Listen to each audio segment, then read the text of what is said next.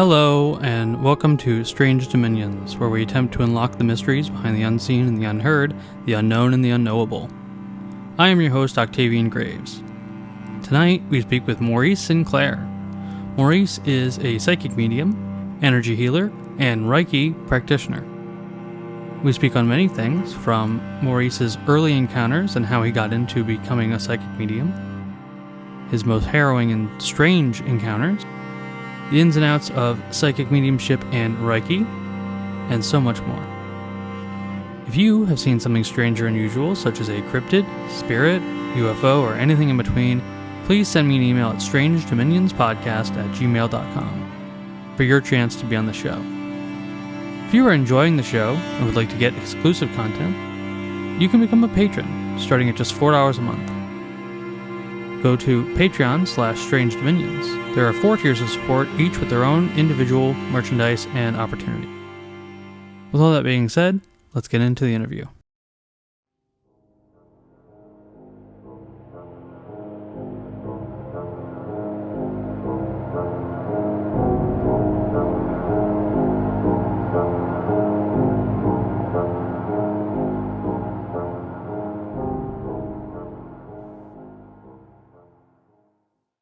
All right, tonight we are speaking with psychic medium and energy healer Maurice Sinclaire. How you doing, Maurice?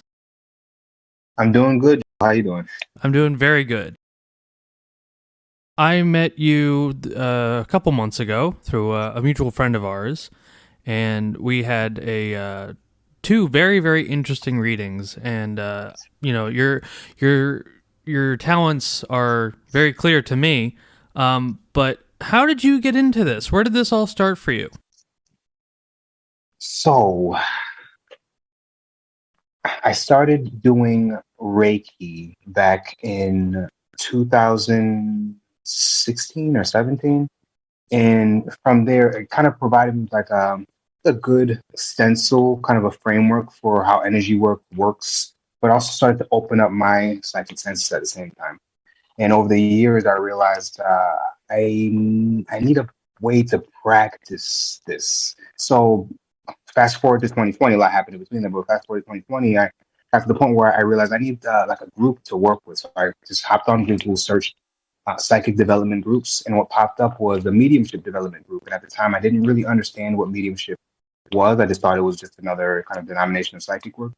And I quickly realized what it was, kind of being an intermediary between the physical and non-physical worlds.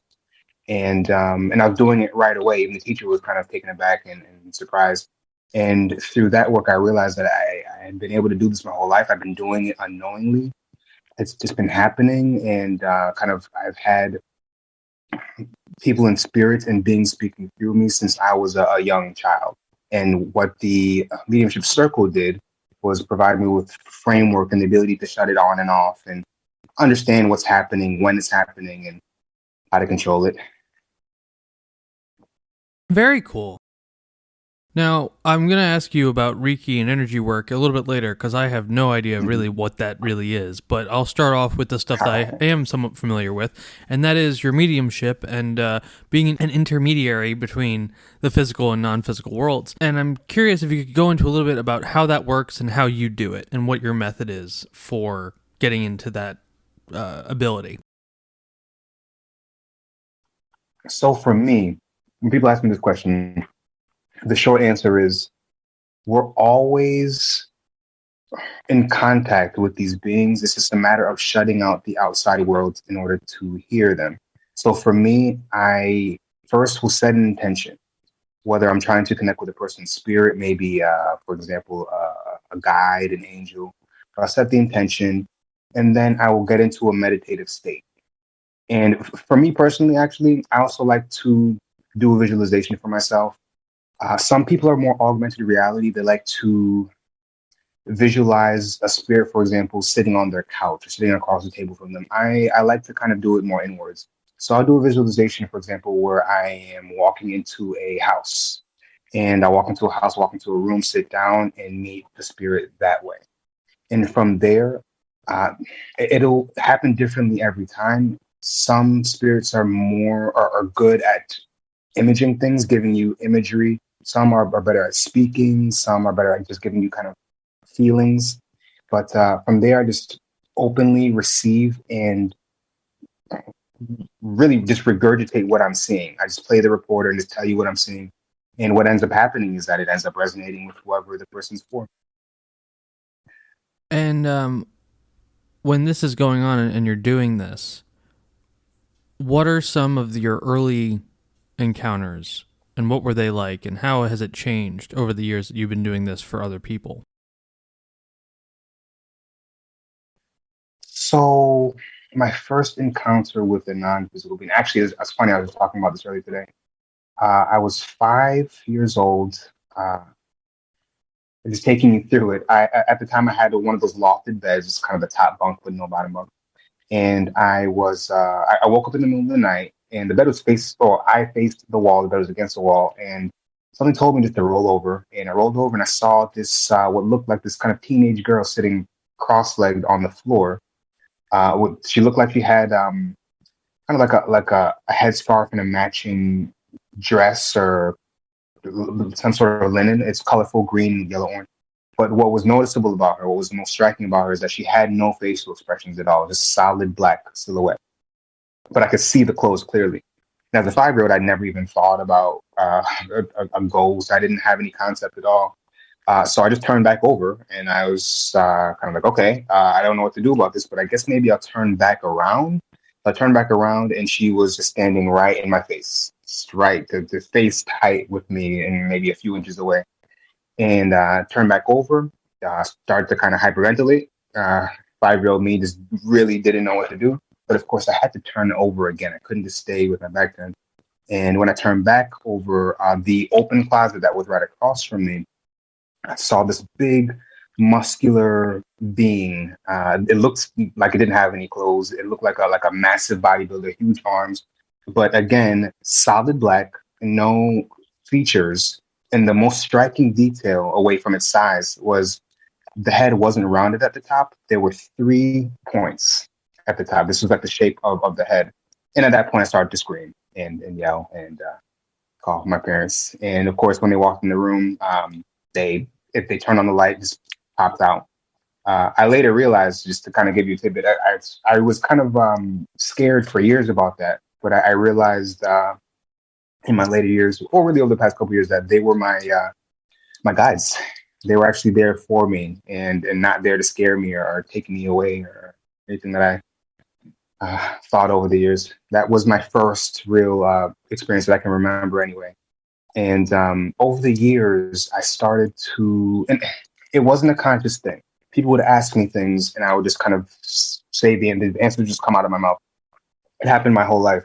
There'd be times where people would ask me things, and I would just kind of just be talking for like paragraphs and paragraphs, not even really hear myself, and then kind of turn to the person and realize like that, their face is like pale and white, or they're like, "Oh my God, how could you know that?" And the answer is always, I didn't know that, or what did I say? Could you repeat it again? And I realized that this was kind of the beginning stages of what I was doing now. No control, no idea what was happening. I didn't have any idea or even a clue that there was beings speaking to me or through me at all. And then, fast forward all the way to 2020 is when I started doing it actively and realizing that I can actually control it, and I can actually identify who's talking to me and relay the information to specific people. And up until that point, it was just kind of happening, and I didn't really understand what was happening. But yeah. And when you're doing them, the kind of, one thing that I like to do is I will make a distinction between ghosts being the spirits of dead people, of humans, and then spirits being like just inhuman, or, inhuman intelligences, just beings that have always been spirit, have never had a physical body.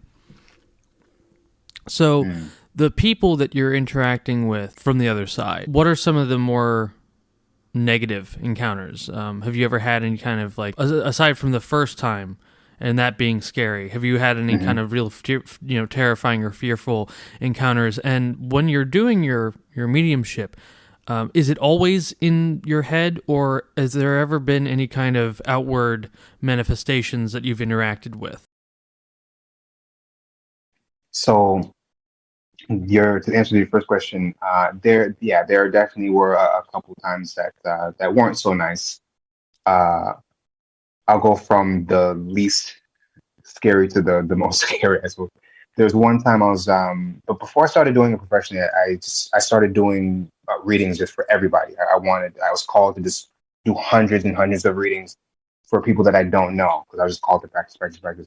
And one of those people that came to me, I did a reading, and her mother came through, and the daughter was asking very pressing questions, questions that she never had the answer to. Her mother kind of died kind of mysteriously, and she wanted to know these things, and she kept asking it, and then I kept asking, and the spirit kept kind of telling me like, "Hey, like, listen, don't go there," you know. At the time I didn't. This is how I learned this lesson. I kept pushing, pushing, pushing, and then the woman got increasingly desperate. You know, she really wanted to know. For the first time, she didn't speak to her mother, and I asked, and I remember her.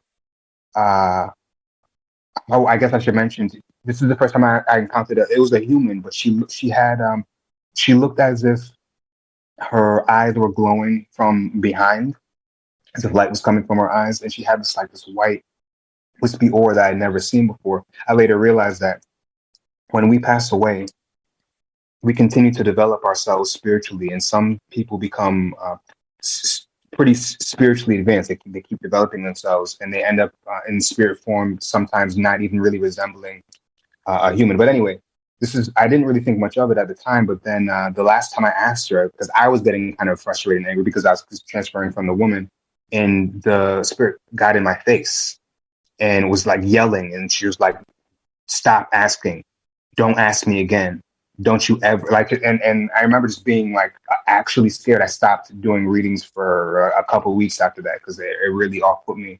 I never experienced that kind of thing before. I didn't know that was even possible because the way I was taught, it's like it's all rainbows and cookies and sugar, and I and come to find out, no, it's not always like that.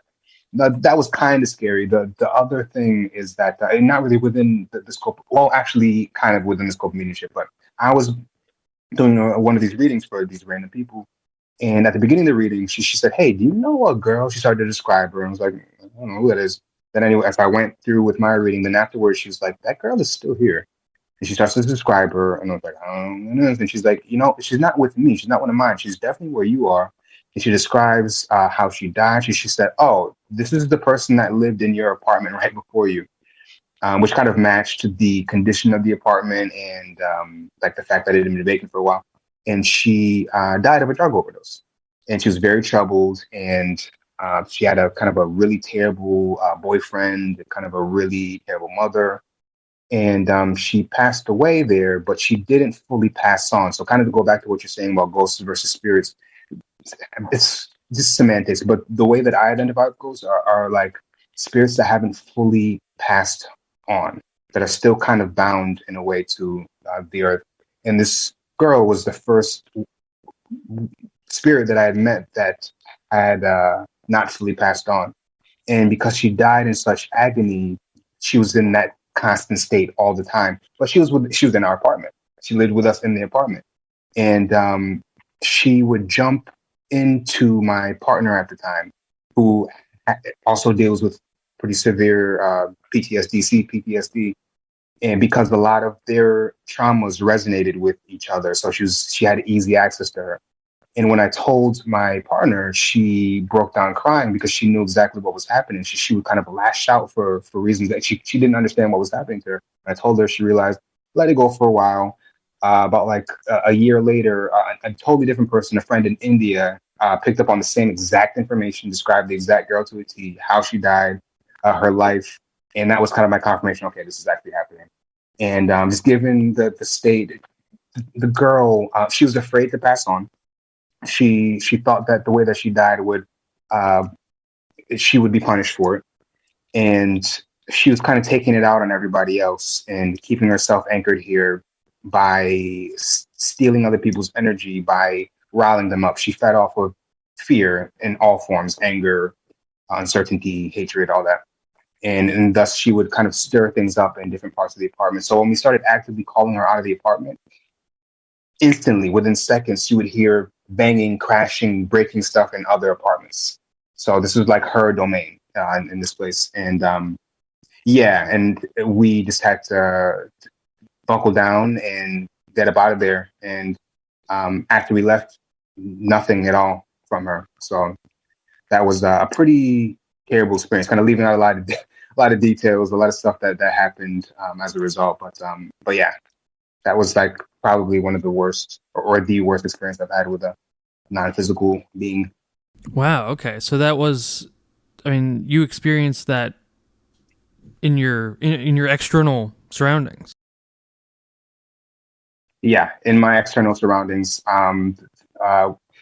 Well, we would see her sometimes. She'd do this thing where she would like kind of like uh, come out of the wall, not physically. You wouldn't see the wall move, but you could see her face like push through, especially when we're sitting behind her. She would pop into the dreams sometimes in different forms. There was this one dream where I was standing in the bathroom. It was just very realistic. I was standing in the bathroom and I looked to the right and I saw my cat sitting in the tub. And the cat was kind of like looked like she was trying to get my attention. So I looked again, and then there was this like black, it looked like a small, almost like cross between a ferret and a cat, and it was like solid black. And our cat seemed to wrestle with it. They kind of like were like grappling, tussling in the tub. And I reached into the tub, grabbed it, and it was like it made this terrible screeching noise when I took it up like by its this neck. And I remember first feeling angry, and then remembering that I can't feed it that same anger that it's feeding off of. So I then switched to feeding it love, and it freaked out. And then I just woke up. Like it started to screech, like a thrash wildly in my hands. And then I woke up, and I had this knowing, like, okay, this is that girl again. She's just doing different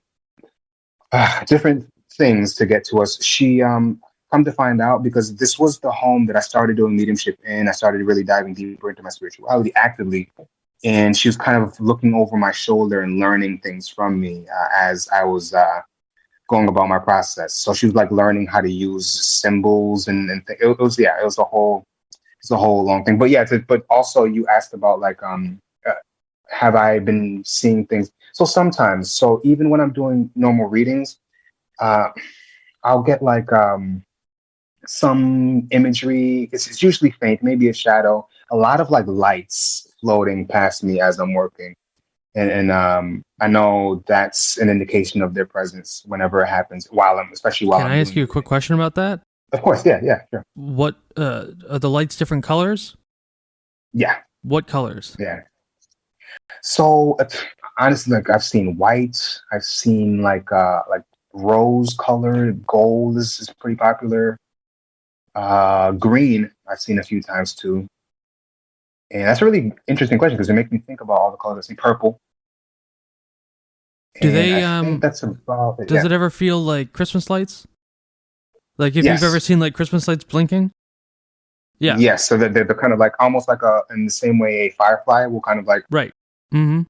kind of surge in the brightness and then go out. Yeah. Okay. That's very, very interesting. Because have you been seeing that? No, I have seen lights like that, but that is a very, very common co-phenomena within a lot of different phenomena. So people see that with Bigfoot encounters. People see that with ghost encounters. People see that with UFO encounters. And one of the things that I like to do is I like to find these commonalities and see what that all means. So that's very, very interesting. That's actually really interesting too. I don't think I knew about like Bigfoot, for example. And it kind of makes you think like, what is Bigfoot exactly? Right? Yeah. You know? I think that's the big question. That's, I have moved way past the question of does Bigfoot exist and more into I know it exists, but what is it? That's the real crux of the question. Well, that's really fascinating. And that brings up some other questions. Does your spirit guides, how often do they appear, and do they ever interact with the spirit that you're communicating with for a client or just in your daily life? Yes. So I interact with them every day. For example, one of my main guys, my great grandmother, she's always with me. She's here right now. And I don't always image her though. She will make her presence known in other ways, usually from the inside. Usually it's a feeling. It's a very distinct energy signature that I know now. However, she'll pop in a lot even when I'm doing mediumship mentorships. When I'm teaching mediums, she'll come in as a teacher, as like a secondary helper, and she'll kind of like help them really draw out their ability to see, hear, smell. And another guy that's always present and will show itself to me all the time is uh, what I call Great Spirit of Crow and Great Spirit of Raven. They're always around, and they'll make themselves. They like to do the physical thing. What's cool about them is that like they have physical emanations in the 3D world, so they can appear at any time when I'm outside. They like to come to me when I'm inside. They like to come to me in the morning, but I also have a very close knit relationship in a non physical sense too. And they are the guys that I always call on every single time I do anything when it comes to any spiritual work. They do interact with other spirits that I'm bringing in as well. Sometimes, for example, if I'm reading for a person and I get one of their family members or a guide, they'll come into that reading as well. And sometimes we'll just kind of hang out. Other times they will impart different messages and information having to do with the reading for me. That they're like, to me, that they act as like mediums for me, the medium. They're like intermediaries for me, and they kind of bring information back and forth as well. For me, they're also like almost like an extension of my own auric field. They're like kind of like my limbs, but they're just all over the place and not connected to my physical body. Um, and yeah, so it's pretty common for my guys to pop into other things every day in some way, even if there's days where I don't do spiritual work, and they'll make themselves known somehow. I think the most important times that they come in are times when I feel like I am struggling as a human, or if I'm having a hard time, and they're kind of letting me know, like, hey, don't forget that I know you're trapped in this human body, and I know that you're going through it right now, but you have constant support that you always have access to. Like, don't forget. And then they come in to remind me of that all the time. Well, that's really cool. And at least in your experience and in your belief, everybody has guides, or is it only certain people that have guides? Everyone seems to have them in some way. I've seen some people that have hordes of them, like Legion, and some people have a couple. Some people have, in my experience, I've never seen a person have just one. Everyone seems to have multiple, but some people seem to have more than others. I haven't figured out what that means exactly yet, but yeah. Interesting. Are there methods for people to, I guess, both get into, obviously you give mentorship classes, so there seems to be methods of people accessing this kind of ability, and also how to contact their guides and become, in direct communication with them? Mm-hmm. Yeah, so the first thing I always suggest, it sounds kind of cliche and corny, but meditation. Because what that achieves is the tuning out of the outside world. Like I can say those words, tuning out of the outside world, in so many different ways, but the point is to find a way to tune out the stimulus that you're getting from your other senses. So like it really helps for me sometimes to cover my eyes. I have very sensitive ears, so like plugging my ears, being in a quiet setting, not being influenced or interrupted by anybody. That's like first step, is like blocking out the outside world while you do it. And people underestimate the power of intention. What I find is that with all spiritual practices, at the root of everything is setting an intention, having a clear intention to, for example, connect with a person in spirit.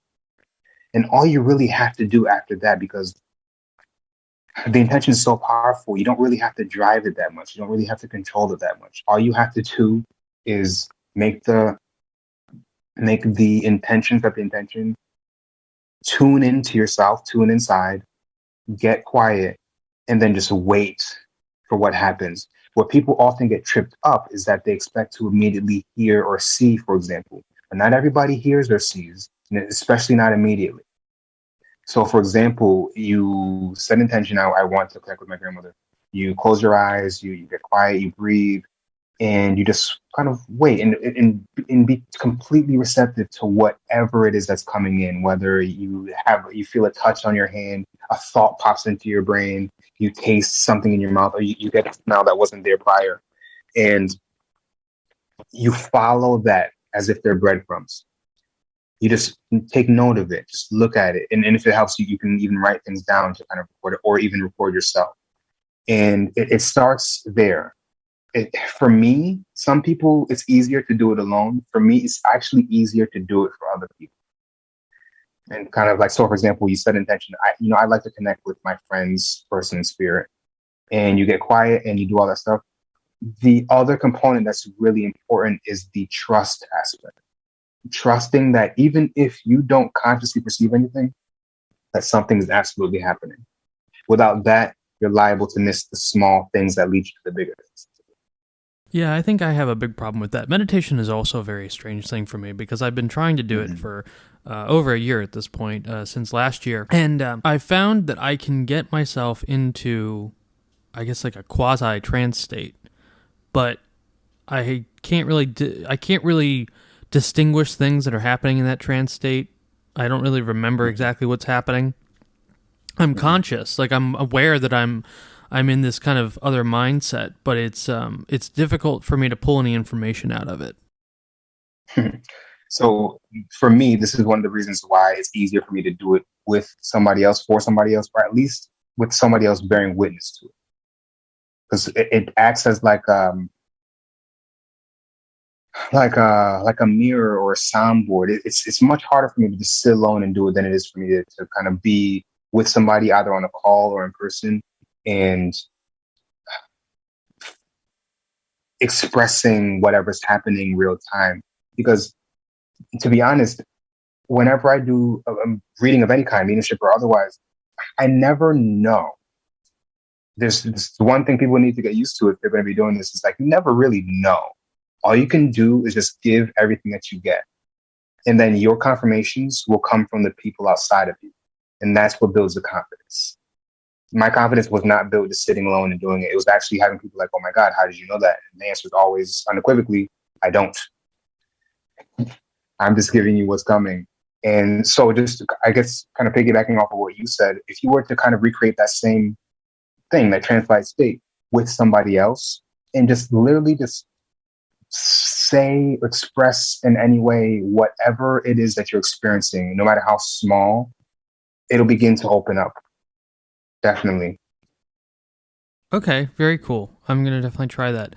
Let's talk about me for a second, because you and I had some interesting experiences together when you read for me. In your own words, just recap what it was like reading for me and what came through and what that experience was like for you. So, what happened the first time? Who came the first time?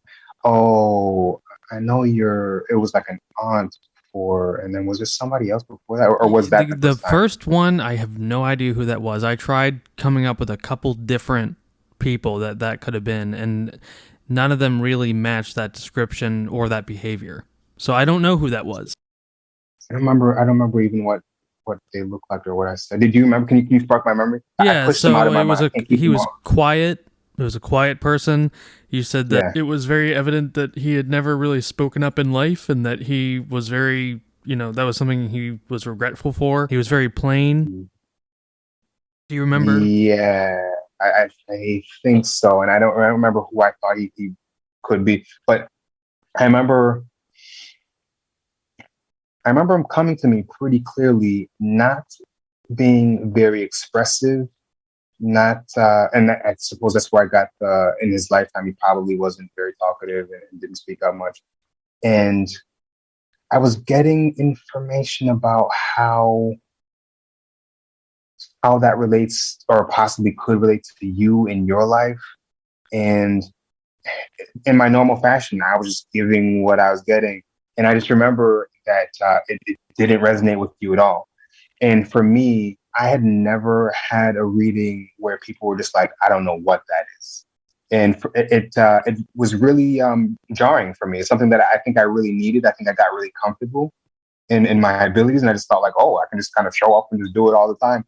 And it really made me sit up straight and like look at myself and like, okay, it's kind of like being checked by my spirit team. Like, listen, you're still a human, and you're not perfect, and it's not always going to be cookies and cream and rainbows. Sometimes it's going to be rough, and sometimes I realize that like that is because as a woo woo and non physical as this stuff is, we are still humans on this human journey, and we need to be checked and we need to be humbled. And I think I was beginning to kind of separate my human life from my spiritual life, and it was kind of a reminder of like, no, no, no, you're going. This is all part of the same thing. It doesn't matter how disconnected you are. And I remember, and then I wanted to try again, but we both wanted to try again. And then the second time, a woman came in. This time was very stark and clear. She showed me what she looked like. She gave me her personality. I believe she showed me herself in like 80s style clothes, blondish hair, shorter hair. And I remember at the time you didn't really know who it was, who could be either. And it wasn't until like later on after the reading that you're kind of able to identify who I it think I knew who was. it was, but it's still not 100% clear. My family's very skeptical about anything like this. I'm the only one who really Yeah. dabbles in it, but they gave me some pointers about who that could have been. And it's interesting because, the two people that you brought through for me refused to give me their real name. Like, names were not something that were in the cards that day. Yeah. But the name that woman did give me, I looked up, I tried to go through my family records, I couldn't find anything. So I've used that name because I when I would meditate and try and contact her, and I've gotten some pretty interesting results through my meditations, just kind of invoking that name. But yeah, that was a very interesting experience. And that kind of brings me to my point about people who are not so easy to read for, where the results or the information does not come readily or at all. Yeah. And it's funny because like after that, like I confided in my like psychic friends and my medium friends, like, listen, well, what do you think that means? They're like, do I need to stop? Like I actually was actually kind of like nervous. They're like, okay, is it gone now? Do I need to like go back and learn and teach? And what they told me is that there are times when you're reading for people and you're not meant to give them exactly what they're asking for based off of what they're going through in their journey. And there's times where they have to come upon the answers without being told exactly what it is for their development. And that it's not always, your job is only to and they're speaking to me, my job is only to show up and be honest about what I see and feel and just relay the information. What the sitter does with that information and what it does for them is truly none of my business. I will say that in the past, it is more difficult to read. Not saying that this is you necessarily, but it is more difficult to read for people who are either skeptical or have their own reservations about spiritual work as a whole. If they have their own ingrained beliefs or whatever you want to call it, but like for people who have their own stuff inside, it kind of acts as a block to that. And especially when it comes to relaying specific information, what a lot of my medium friends said, I asked like for them. They're like, yeah, when people ask this specific information and don't just wait for it, it does something to the ego. It activates the ego. And once the ego is activated when you're doing any spiritual work, your reading's going to be crap because it's not the ego that it comes from. It comes from the whatever you want to call it, the higher self, the being within the being, the inner shaman. And I think for me, I think I got a little activated. My ego got a little activated and came to the forefront and it wanted so bad to be right. And as soon as you have that striving feeling to be right, again, it's pinched off because that's not the point. That's really fascinating. The third time we did it with our mutual friend. That was very, very enlightening. I think you did a really good job with that one. The information came through very clearly, obviously, and it's interesting to me, And me and my friend who read with you, we've remarked on this a couple times. The obviously we're very magically inclined and into the occult and the esoteric, and you're not. You, in fact, you don't really have much information in that realm, which I find very fascinating. Is it that you've just never encountered it, or is it you just don't have any interest? What would you say is a reason for that? Because most people who are into this stuff are also into other areas of the esoteric or the occult. I think for me, I am on this path of really just following the breadcrumbs step by step. So what I know is what I've experienced in my work. I don't really look outwardly much. What I read deeply about is like shamanism and Reiki and some extraterrestrial stuff. But beyond that, I just haven't been led there. It's not as if I'm avoiding it. It's just I haven't been guided. I like to go where I'm guided because that seems to yield the best results for me. And but it's interesting because now having read for you, like I'm gaining things, I'm learning as the words are coming out of my mouth about some of this stuff. And yeah, that's I think for me it's just that like I don't search a lot. I do, and then I pick up the things from what I'm doing. And I go through phases, and it's usually years at a time where like I call them inward versus outward phases. And when it comes to spirituality, I think I'm in much more of an outward phase. When I'm in my inward phase, I'm absorbing information. And right now, I think I'm in a phase where I just want to just do. And I'd rather just pick up things along the way rather than stop and learn. Yeah, I totally understand that. I'm in a bit of that myself. Have you ever had a reading where you were doing it, the information was very much for someone else, but yet it really resonated with you? Yes. Oh, that happens almost all the time. Yeah. Okay, what's that like? And have you gotten any? What's some information that you've gotten that you're comfortable sharing? Obviously, that wasn't for you, but still really rocked your mindset. So it's probably easier if I go back to a recent reading. So I did a reading the other day. Actually, it was a Reiki healing the other day, and there was things lighting up in his body. Oh, I remember it. There was in his lower stomach. I was able to perceive that there was a pretty severe gut imbalance, which was affecting his ability to think and just his cognition in general. And my grandmother came in. He actually asked me specifically, hey, I know you mentioned your great grandmother. Would you think she could come in and actually weigh in on this? And I asked her, and she came in and she started talking about the importance of running the information that you're. Oh, I'm sorry. So, okay, I'm Chris Foster because this was the same guy. So yes, there was when his people were talking about his lower stomach and the imbalance in the gut flora, I believe it was. It was like the bacteria in the area of his body was affecting his cognition. And I realized as I was talking, like, oh, I think that's happening to me too, which prompted me to like go and like stock up on some probiotics and probiotic foods. It reminded me about that aspect of my healing journey and how I kind of put that on the back burner. But then the day after that, same person came for a mediumship mentorship. And she was telling him about the importance of running the information through the heart. How when you're picking up on information, even if it comes in through a different channel, for example, the eyes or the ears, you hear something or you see something, it's being processed by the heart. And us as humans have the tendency to try to process with our minds. But when we're doing that in something, for example, like mediumship, that again will kind of pinch out the material because we're trying to understand it conceptually rather than just process it, the raw data that the heart is capable of. And her telling him that also served as a reminder for me. And I knew that she was also talking to me when she was talking to him because lately I think I've been letting that slip. You get to a point where you don't have to focus on the heart for the information to come in and you'll still get the information. But I was limiting the quality of the information that was coming in and the preciseness of it by not remembering that truth that is being processed by the heart.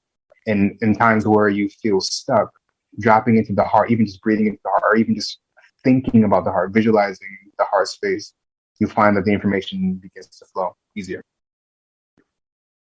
Wow, that's really interesting. I never really thought of that myself, and actually, that's not true. I was thinking about that, about the probiotics and like how important the gut is to like the rest of our body.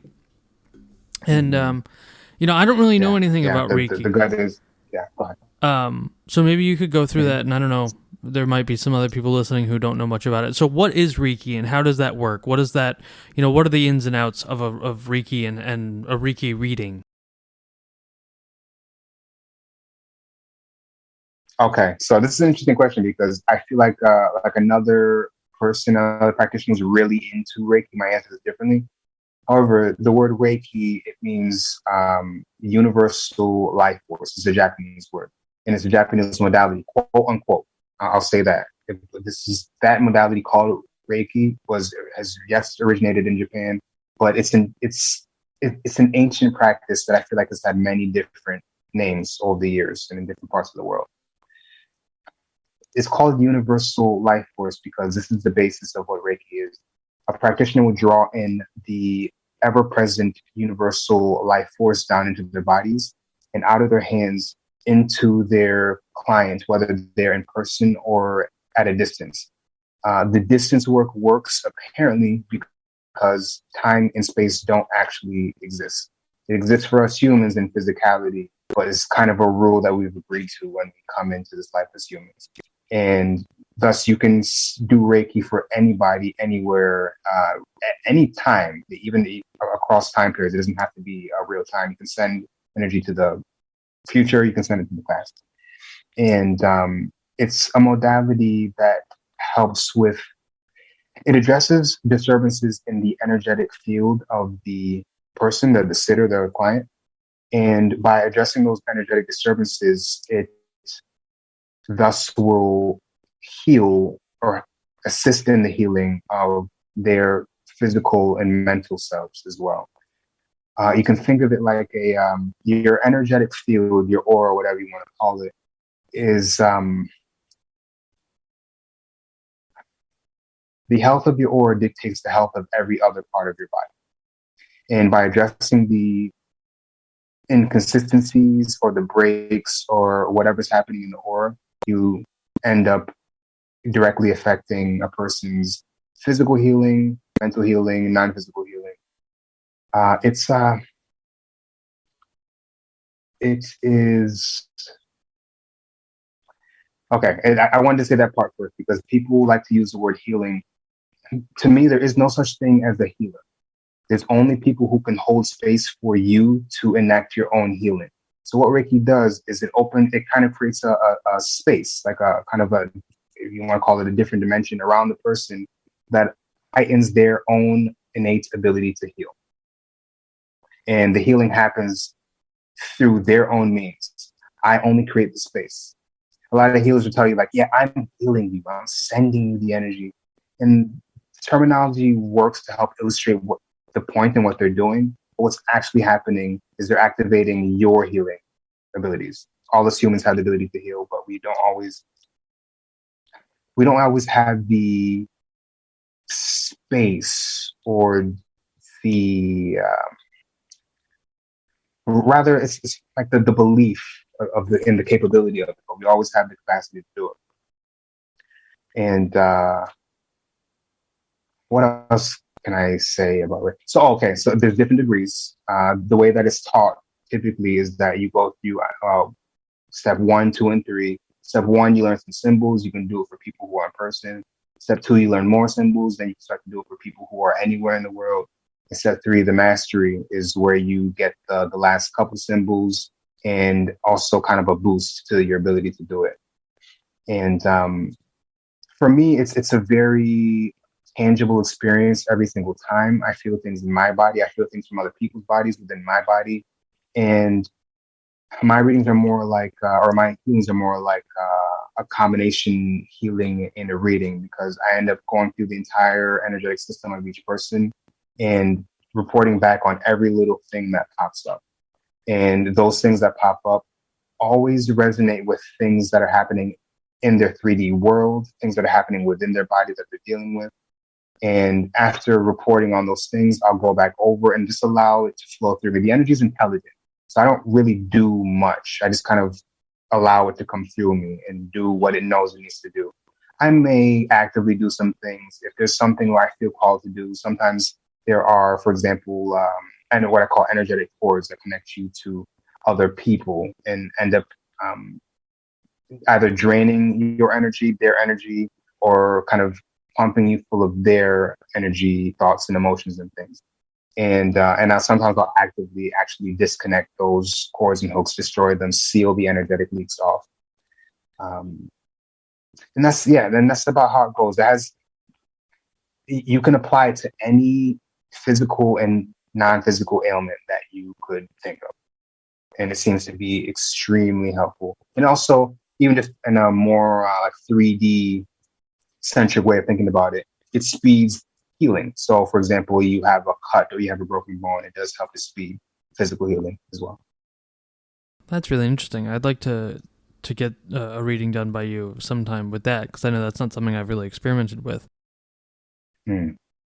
Have you had people who've come back and said that, they got a reading from you and then they went to the doctor based on what you said and they found out something or anything like that? Has there been any kind of like very real world results from what you've discovered and told your clients?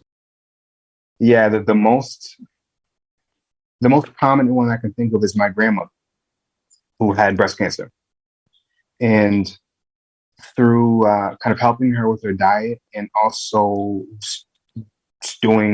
I was at that point where I was wanting to do it on people I didn't have people to do it on. And practicing my Reiki on her, going back to her doctor, she had gone into complete remission to the surprise of her doctor. No detectable cancer, and they removed like a lump. And after that, there was just nothing, no signs of it at all. And to my grandmother, it was undeniable. She told her friends, she told my family, because she knew that it was actually me that helped her with that. And that's the one I think I'm most proud of. Oh, actually, no, there's another time with my cats at the time. Both of the cats had been wearing collars for years, and I rallied with my partner at the time. Hey, listen, we need to take these collars off. I get this feeling we shouldn't be collaring them. And she eventually caved, and she took the collars off. And on the male cat, the collar was very the skin beneath the collar was very matted, and like the fur was kind of gone. Took time to grow back in. And the female cat, she had cuts all around her neck and blood all in the fur. And I panicked and I started doing Reiki on her. I remember I started visualizing golden light. I learned somewhere that using golden light is really good for physical healing. And literally the day after, I'll never forget it. The day after, there was no blood, no scar, no nothing. And it just looked perfectly even and fine. And for me, like, I needed that because at the time I was like, is this really real? Is this like working? And and that also taught me that like animals, even above humans, are extremely receptive into Reiki because they just don't have the barriers that us humans have. Well, that's really awesome. That's really profound, actually. Yeah. I'm really, really still, you asked that question and it took me back. I'm really proud of that. Yeah, I bet. I can totally understand that. Can Reiki assist in, I guess, spiritual pursuits as well as the physical and mental? Yes, because oftentimes what happens, especially when I'm just going through a person's energy centers for whatever reason that they're asking for, I find that there are blockages in different areas of the body. Very common is like a blockage somewhere in the head or the third eye, but also in the roots. And what I find that happens when you feel these blockages is that it makes way for their gifts to come through. It's as if there's pinches in their energy systems. And if you remove those pinches, it allows the even flow throughout the entirety of the body. And when you restore that flow, their natural ability to be able to perceive these things comes back. So it's not that I ever give people the ability to do it. It's more that I give them the access that they lost over time back. Yeah, it definitely helps. That's a common thing. People will actually come to me like, hey, I think my throat chakra is blocked or my third eye is blocked. I'm having trouble seeing and visualizing, and excellent results. after we address it. Now that's a topic that I wanted to get into with you, is the idea of the third eye and opening the third eye, and if that's something that you've experienced, if you've helped people open their third eyes, if that's even something, is that like an overblown statement when people say like, oh, my third eye's open, or is that a real thing? Is that something that people can actually do? Because I've heard that a lot, and I've always been kind of skeptical because it seems like a very new age kind of thing, and I'm curious about your perspective on that. So, see, this also might be kind of controversial. I feel like people think differently, but the third eye is just another energy center in the body. So when it comes to opening the third eye, this whole kind of narrative about like, I got to open my third eye, like, it's like not that. It's really that you need to balance whatever is imbalanced. And our energy centers can become closed off, or there's lack of flow through them. It doesn't matter if it's the third eye, the roots, or whatever it is. Once that's addressed, the non-physical abilities inherently begin to blossom. I don't find that there's a lot of I never went through a process of like, oh, my third eye's open now.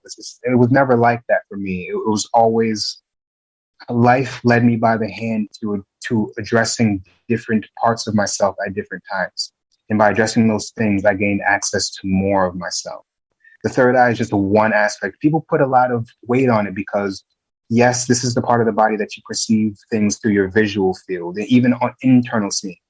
So when there's an issue with that, you have trouble seeing beings and recognizing them through the channel of your sight. And everyone wants to see. Us humans are very visual. This is like our number one sense that we use, is walking around. So people put a lot of weight on it. However, it's just another part of us. They're all equally important. For example, like your heart's pinched off, or you have a heart blockage, you're going to have issues all over your body as well.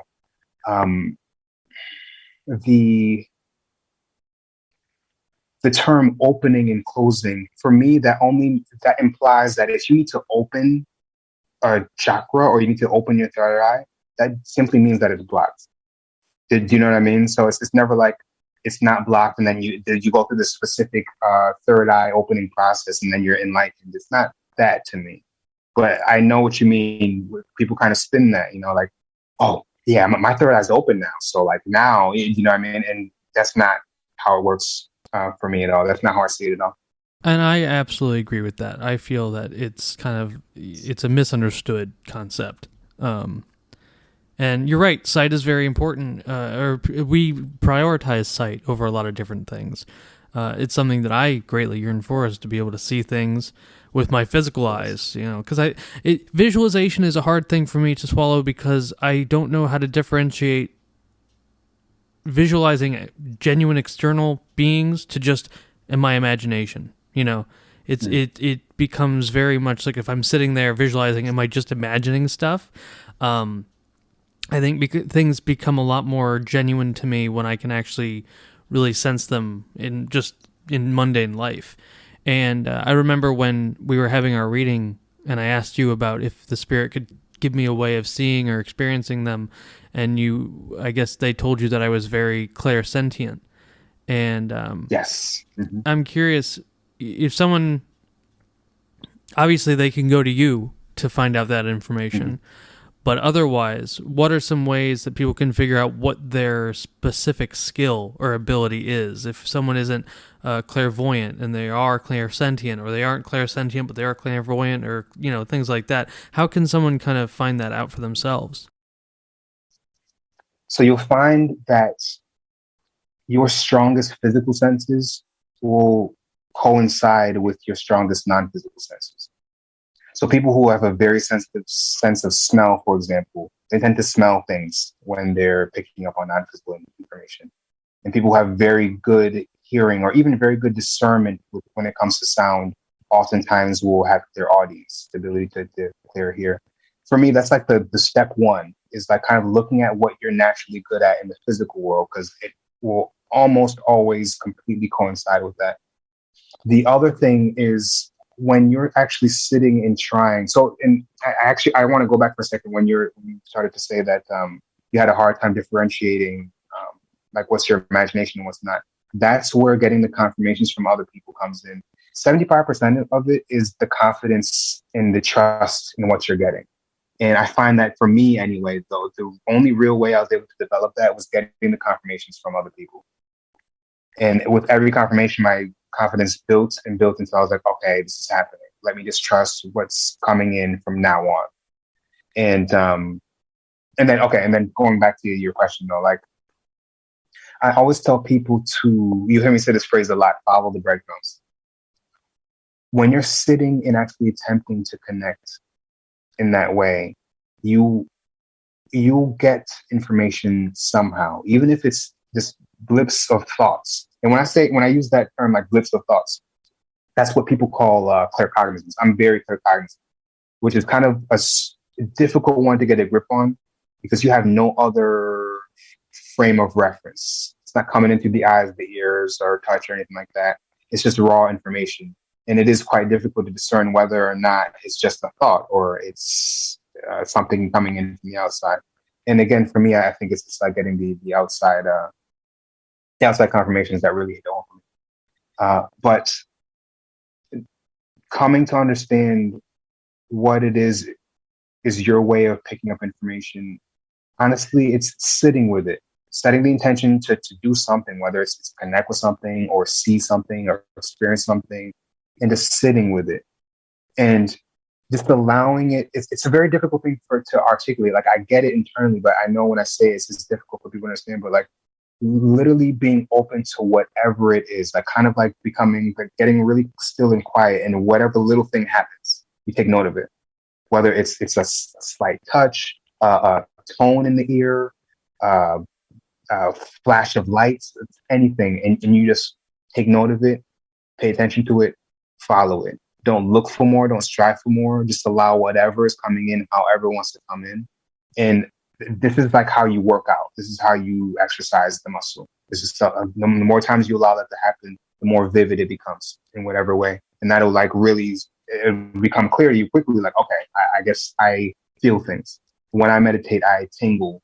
You know, like people will say that, like I'll feel tingles. I'm definitely very clairsentient. When I meditate, I hear little tones and things. This is an indication of being clairaudient. No, when I meditate, flashes of imagery will come to my head, clairvoyance. Or when I meditate, thoughts keep coming into my head, and they. You can just period. I was going to say more about that, but like thoughts keep coming into my head. Oftentimes, an indicator of clear cognizance, clear knowing. Hope that answers the question. Yeah, it definitely did, and that brings up some interesting things for me because I know that when I meditate, my hardest the hardest thing for me is I can't hold a thought. Like if I'm trying to visualize something or have a scenario in my mind for the entire time I'm meditating, it's in my head for less than 0.000 a second. and even when it is in my head, it's not clear. It's distorted, it's blurry, but I've always gotten those tinglies. I've always gotten a very, very physical sensation, and I always wondered, is that the product of meditation, or is it the product of my body sitting still for so long and falling asleep? Because that's kind of what it feels like, It feels like when your leg falls asleep, only it's your whole body. And I've always wondered, I mean, is this something profound that's happening, or is this a totally natural phenomenon that everyone experiences when they sit down for too long? It's funny because I think the answer is both. I think it's both a profound experience, but also very normal and natural. Because what's happening is that when you sit in that state, you're simply becoming aware of what's happening around you all the time. So it's not that the sensation is changing, it's more that your awareness of the sensation is changing. Does that make sense? Yeah, it's like you begin to tune out everything, and like those sensations that are happening in constant, you just become aware of. Yeah. Okay, I definitely understand that. That's a really good point. I never really thought of it that way, but yeah, I can definitely understand that. Have you ever, one thing that I'm very interested in is contact with non-human spirits and non-human intelligences. And I'm curious if you've ever had any clear contact with those kind of entities, and if you've ever tried doing your method in different surroundings, different environments, and seeing what the results are. You know, doing it in your room versus doing it in a park, doing it in your room versus doing it on a beach or in a natural environment, or even doing it in like a, maybe like a haunted building or an abandoned building or things like that. Does the environment change the result you get? Definitely. I'm yet to try doing any spiritual work besides like meditating, but like trying to pick up on people's spirits, for example. I'm yet to do that in like the woods or a natural setting, but I'm positive that there would be different effects because the effects do differ from building to building. Usually it's an indicator of the energy that's either within the building or the people in the building. It even boil down to sometimes the level of activity in the building or even outside of the building. But there are places that yield better results than some other places. Usually, it has more to do with the beings, the living beings, usually in the that are present, either within the space or directly outside the space. For example, if there's an apartment, if it's an apartment building, the apartments next door, our energy fields are so wide and they overlap over such a wide space. We think that when we don't see each other, that we're not being affected by it, but even directly through the walls, there's like people have different viewpoints on this, but like as much as like 5 meters out from ourselves, we're affecting each other because they like create like a Venn diagram of energy fields and they start to mix. So yeah, there are differences in the quality of the work depending on where you are. For example, in that other building I was talking to you about with the girl in it, it was very difficult to do spiritual work. I did it, and I treated it as training. I was really like setting me up to be able to do this work wherever I am. But it became so much easier to do the work as soon as we moved out. So much easier to connect, see my information became more strikingly clear as soon as I left. So yeah, your surroundings definitely have a big effect on the quality and your ability to connect. That's it. So I suspect that in nature it would be even more powerful, even more profound, having access to just the energies of Earth without any hindrance, without electronics and things, because that definitely does distort the quality as well. Absolutely, absolutely. I'm curious if, well, first I'll ask you a couple questions and you can answer them in whatever order you want. What are Mhm. some experiences you've had with people that just nothing came through? That like you just got a complete, like it was just impossible for you to get any kind of info from anything coming through for this specific client? And how do you handle that? And if you've ever thought about organizing your clientele. So for example, having services for just regular people who want to speak with loved ones, having a service for people who are interested in energy work. So having stuff for people like me who are into like specifically contacting spirits and having very very direct contact with spirits and things like that. Have you ever considered kind of breaking up your services in that way? Based on what the needs of certain clientele. Let's answer the second one first. I think the only way that I've tried to address that is like offering different services. So like I have the service of psychic readings where people want just straight information, then I can do it that way. Mediumship, if people want to contact a spirit, I'll offer them mediumship. Or if they're wanting to learn how to contact spirits themselves, then I'll do the mediumship mentorship. And for people who want energy work, I typically will offer them either Reiki or if they're looking to dive deeper and really get to the root cause of the issues, a shamanic Akashic healing, which is just my version of doing Akashic records work. And yeah, I think just that's the way that I've addressed it. But I wonder if you're thinking of or suggesting like a different way other than just providing different services. Well, the reason I ask is because I think there's a lot of people like me who are very into Western esotericism and the occult and the paranormal, Mm. but they have a hard time really getting into it and like really accessing those um, powers and those abilities. I mean, I do some very, very basic offering rituals in the woods to the local spirits, and I I give out my offering and I ask for them to make themselves known to me in any way that they feel comfortable with. And I'll be honest, I have not gotten any kind of real result. I have not really gotten any kind of tangible result. And I'm wondering if you could tailor make a service for people like me who are trying to get in contact with spirits, give them new methods of doing so, mentoring them in that way and things like that. I think if a person is wanting to wanting to make contact in that way, I would probably just end up falling back on what I know and teaching them my methods of connecting when it comes to mediumship. And then if they're wanting to apply that to a specific practice, I would kind of work with them personally and then kind of channel the information. Kind of like, okay, so is there more that you're looking for besides the ability to do it in this way?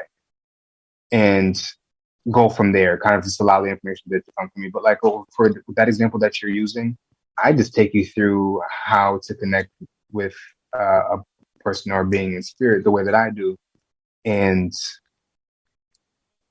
have you practice on me, because trying to bring through your own beings is almost, in a way, it's like tickling yourself. It's kind of difficult to perceive it. But when you're doing it for somebody else and you're getting like the, yes, I actually know a person who has that here, who said that thing, who had those clothes and lived in this place, it exercises the muscle in such a way that like it really opens things up. So for you, that's what I would do. I say, okay, let's just practice that bringing through one of my people. And then you can then take that and apply that to your own practices. I kind of just gave you the framework, and like you end up doing really whatever you like with it. It's a very transferable skill. It can kind of be applied to a lot of different things. It doesn't have to be used in the same. It's like and the way that I teach it, I like it that way. I like to kind of leave it open ended, so it's easy to like apply it to any other practice. But the reason why I teach mediumship over, for example, psychic development, people have asked me like, why don't you teach psychic development? Because for me, the mediumship piece handles the psychic development, and psychic development meaning like helping to develop your other psychic senses, which is what you're really wanting when it comes to picking up on anything non-physical. And because it's a bit like being thrown in the pool. You get thrown in the pool, you instantly have to activate all parts of your body in order to keep yourself afloat. It's of course less dangerous and not harmful at all.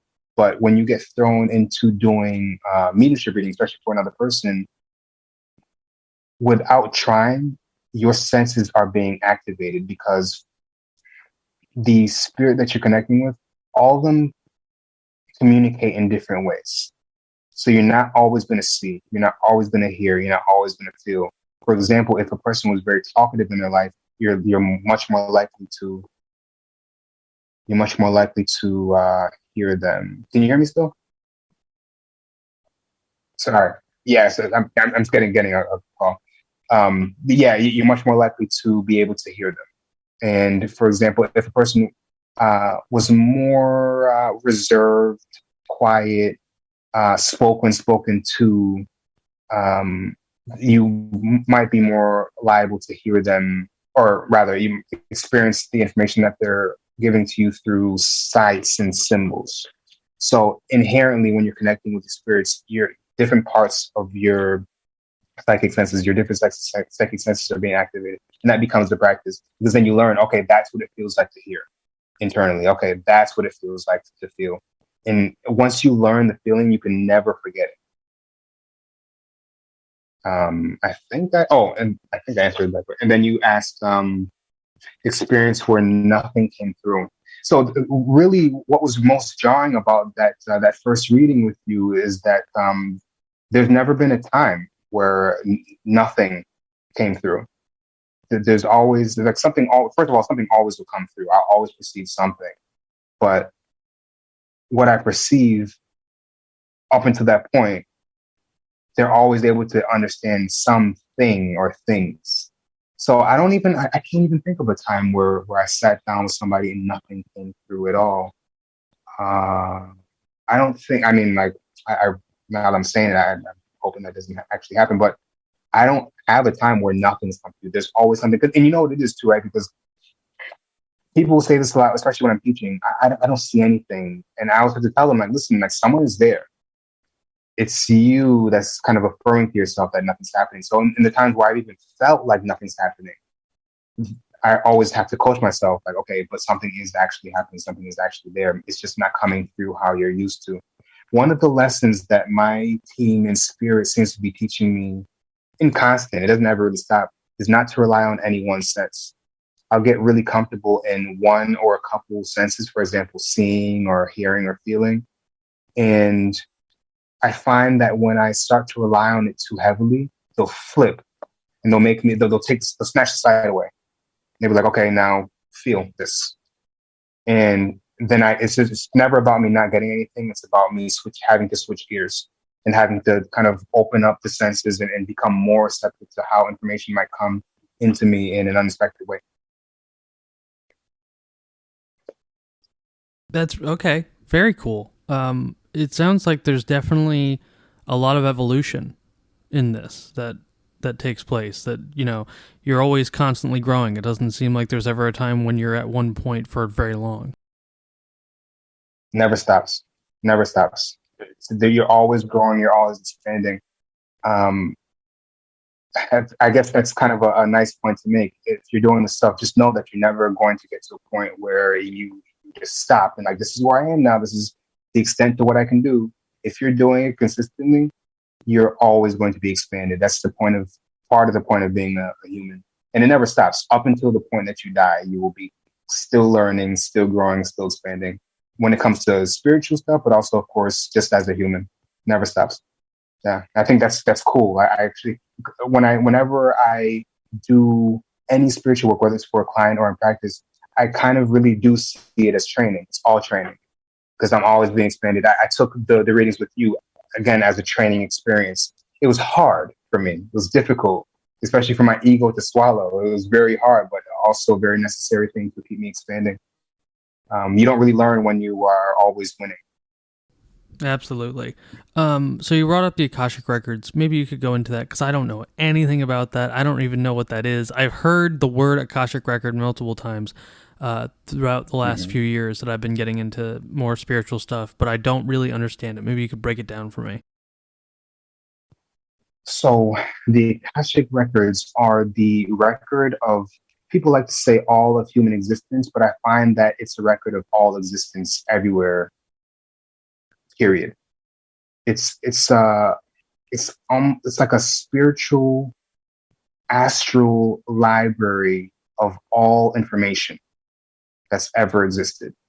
And you hear the Akashic Records used in tandem with past life information because, of course, past life information does involve, it's part of what's been recorded over time.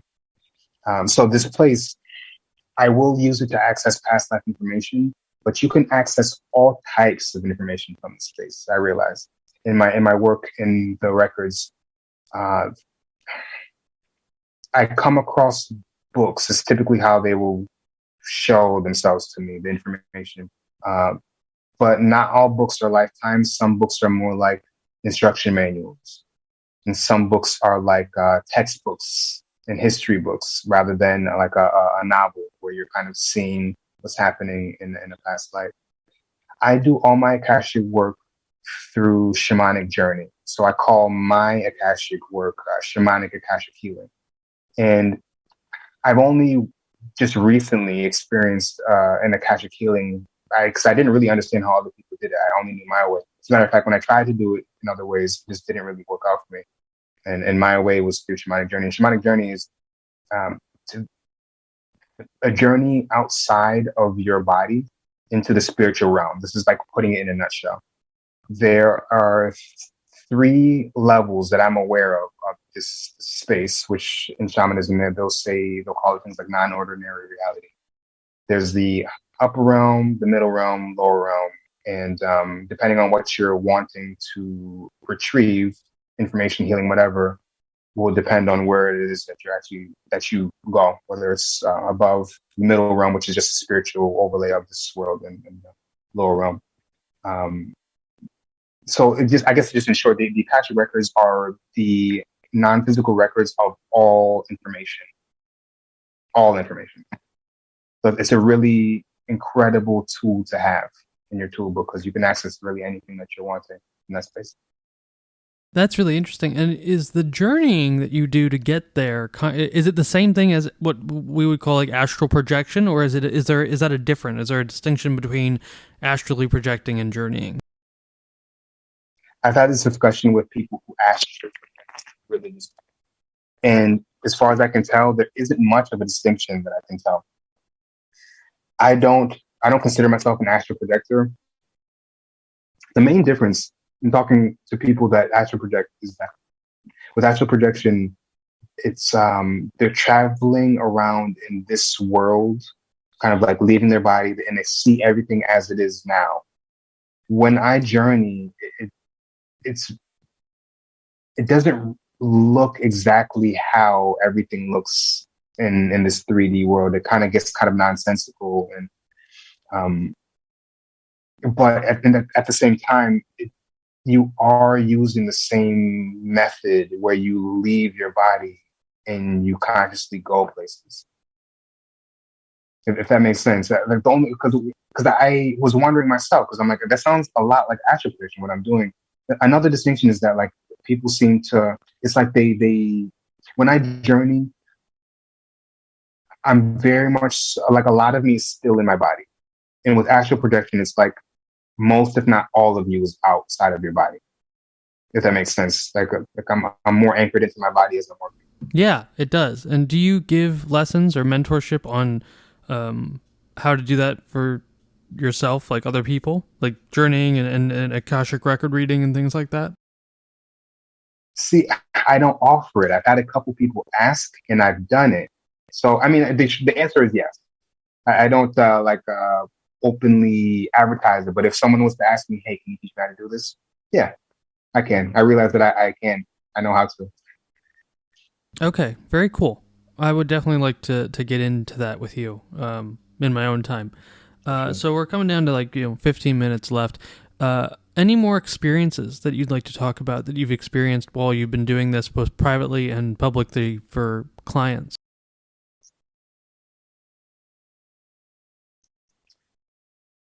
There was an experience. There's been a few experiences I've had, and over the past few months, they're becoming more and more. You want to say extraterrestrial.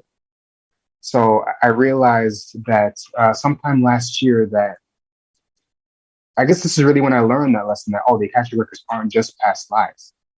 There was a time where I was guided through my records into a doorway that led me into space, essentially. And I was led to this planet. It seemed larger than Earth, but it looked similar, but it had much more blue in it, and much more to less like browns and tans.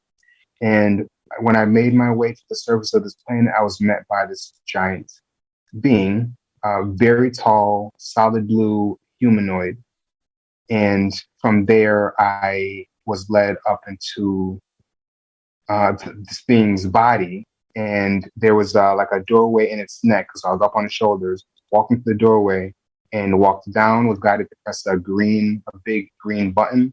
And imagery of this large green field, almost like a holographic image built all around me, and I was in this like big field space, and the same tall being just scaled down to about my height was there, and part of me with messages. It gave me this is gonna sound crazy, but it gave me this inner root system. It created a network of roots on the inside of me that connected me to this planet.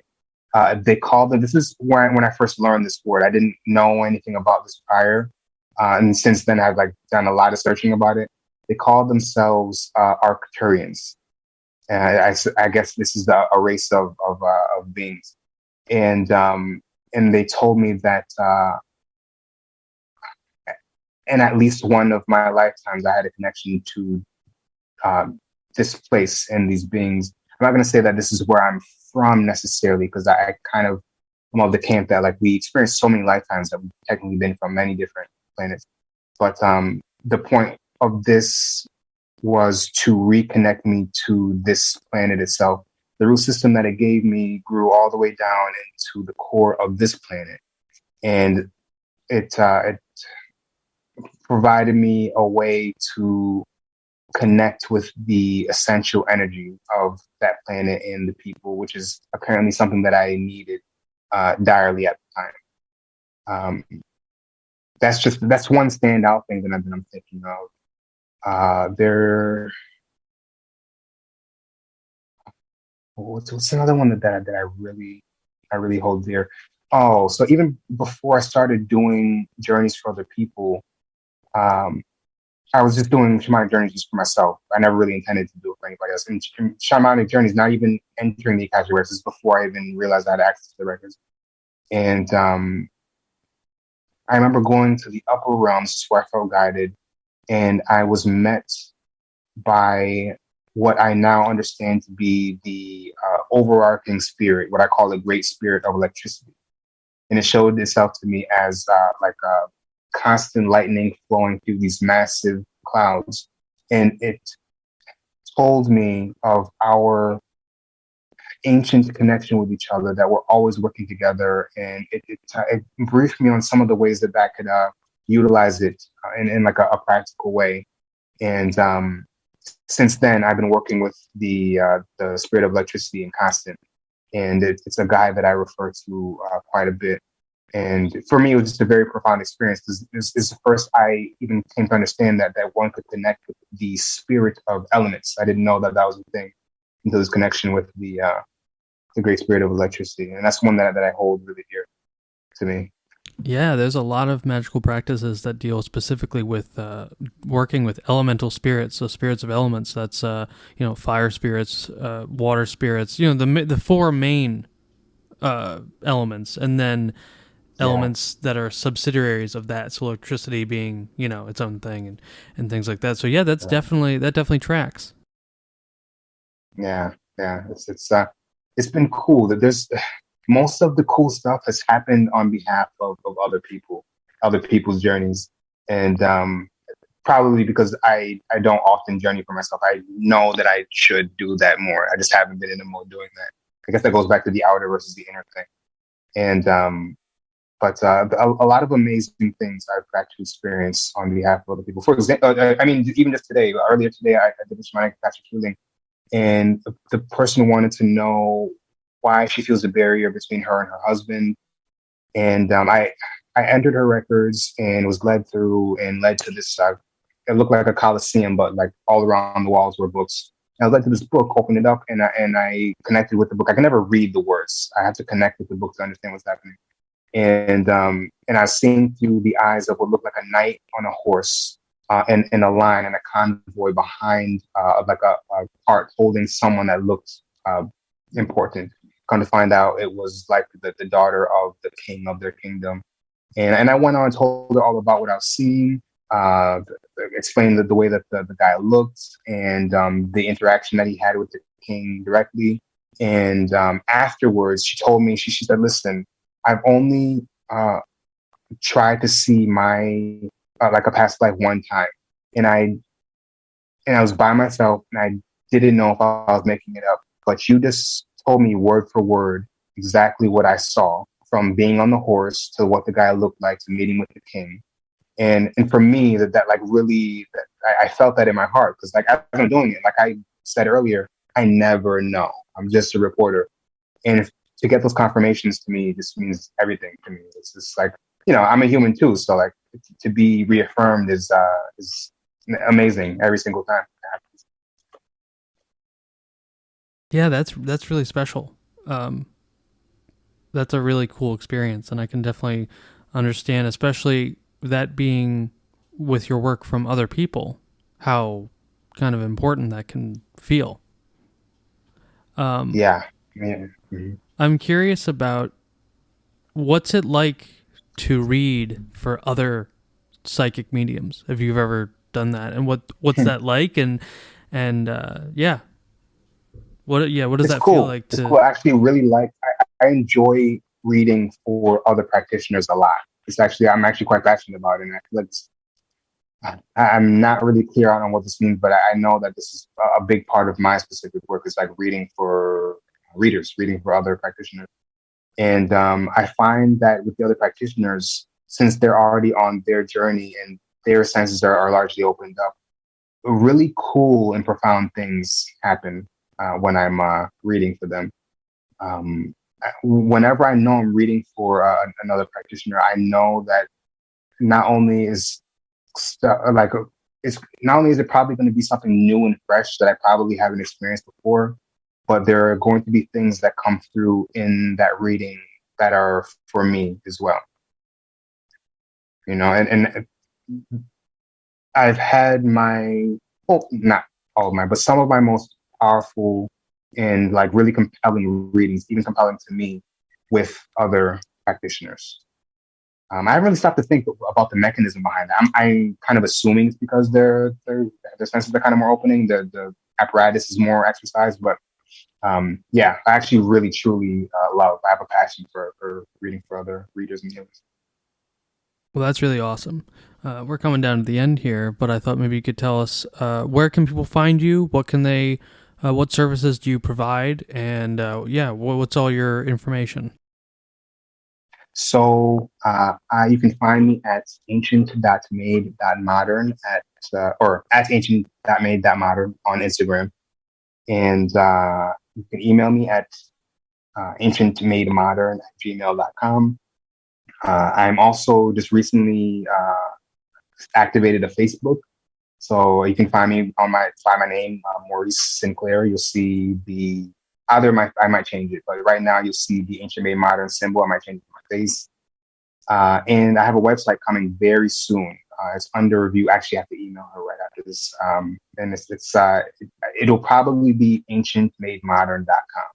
It's not Ancient Made Modern at Squarespace or something like that, but ancientmademodern.com. So, Can I but if ask you where reach out that to me in name any come other from? way, How'd you come up with that name? Ancient Made Modern. Yeah, it began with the Instagram because for some years now, I have this understanding that I meant to utilize ancient spiritual information, technology, and techniques and apply them in a way that's applicable to today in the modern world and kind of take the pieces and form them into new sets of modalities. I think kind of maybe one of the first emanations of this is the shamanic Akashic healing, kind of smashing multiple modalities together to create new ones. I'm kind of early on that part of my journey because I know that there's a lot more to come. I'm still ever expanding, like we were talking about before. I gain more access seemingly every day to different parts of myself and end up being called to do different things at different points in time. But the point of ancient and modern is like taking ancient ways and ideologies and bringing them into the modern day in an applicable and practical way instead of keeping it in this kind of like, this overly woo thing where it's just like hard to marry the non-physical with the physical. And that's kind of my mission, I think, or at least one of my missions is to utilize those old ways and bring them into the now and kind of a new and fresh and applicable way. Ancient, so making the ancient modern. Well, that's awesome, and I absolutely agree with that. So, Maurice, thank you so much for coming on. All of your links will be in the show notes below. So anyone who wants to get a reading from you or even just talk to you, they'll be able to do so. So, Maurice, thank you again for coming on, and I really hope you come on again soon. Thank you. I appreciate it. I'd love to be back, and thank you so much for having me. It's been awesome. My pleasure. You have a good night. Thank you. You too.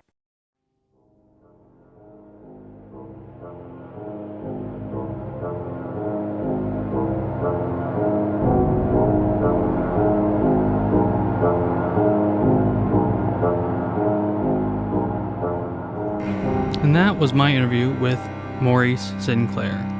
I really enjoyed his stories and learning all about psychic mediumship and Reiki. He'll be back on the show very soon, and all of his links will be in the description below, so that way any of you who would like to get a reading from him may do so.